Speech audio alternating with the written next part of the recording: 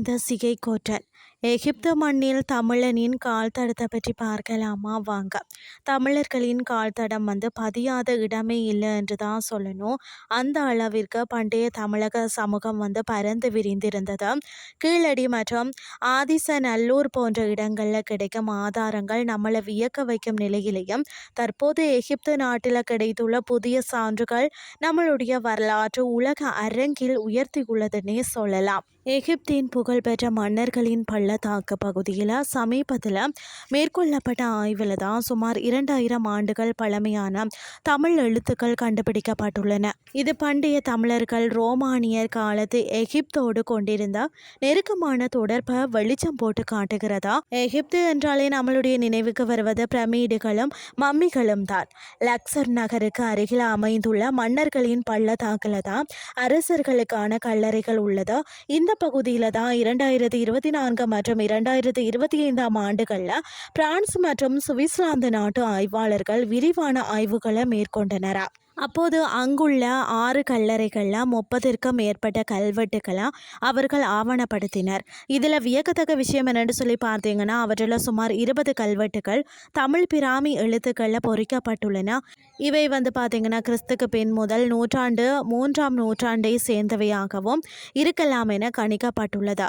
இந்த கல்வெட்டுக்கள் அதிகம் இடம்பெற்றுள்ள பெயர் சிகை கோட்டன் என்பதாகும். 5 வெவ்வேறு கல்லறைகளில் சுமார் 8 இடங்களில் இந்த பெயர் செதுக்கப்பட்டுள்ளது.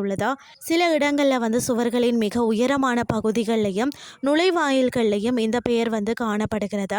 கொற்றன் என்பது வெற்றியையும் வலிமையையும் குறிக்கும் ஒரு தூய தமிழ் சொல்லாகும்.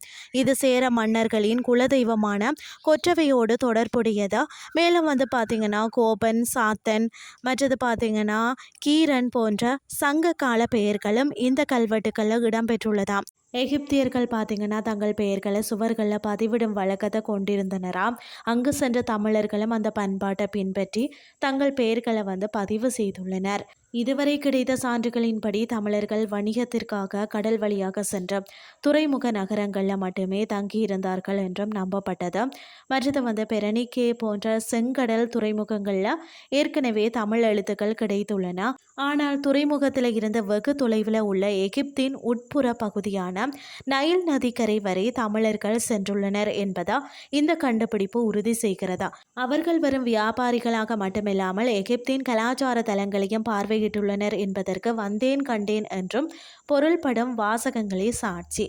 சங்ககால தமிழர்கள் வரும் வணிகங்களாக மட்டுமல்லாமல் பார்த்தீங்கன்னா பண்பாட்டு தூதுவர்களாகவும் செயல்பட்டுள்ளனர். ரோமானிய பேரரசு காலத்தில் எகிப்திற்கு சென்று அங்குள்ள கலாச்சாரத்தோடு கலந்த தங்கள் அடையாளத்தை விட்டு சென்றிருப்பது தான் சாதாரண ஒரு விஷயம் அல்ல. கடல் கடந்து சென்று அந்நிய தேசத்தில் தங்கள் தாய்மொழியை கல்லில் செதுக்கி வைத்த நம்மளுடைய முன்னோர்களின் செயல் என்றும் பார்த்தீங்கன்னா தமிழ் ஈழத்தின் பெருமையை உலகுக்கு பறைசாற்றுகிறது. இந்த தொல்லியல் ஆதாரம் தமிழர்களின் வரலாற்றில் ஒரு பொன்னெழுத்துக்களால் பொறிக்கப்பட வேண்டிய அத்தியமாகும். இன்றைய கிறிஸ்டி உங்களுக்கு பிரயோசனமாக அமைஞ்சிருக்கும்னு சொல்லி நானும் நம்புகிறேன். இதே மாதிரி மற்றும் ஒரு கிறிஸ்டின் வாயிலாக உங்களை சந்திக்கிறேன். நன்றி.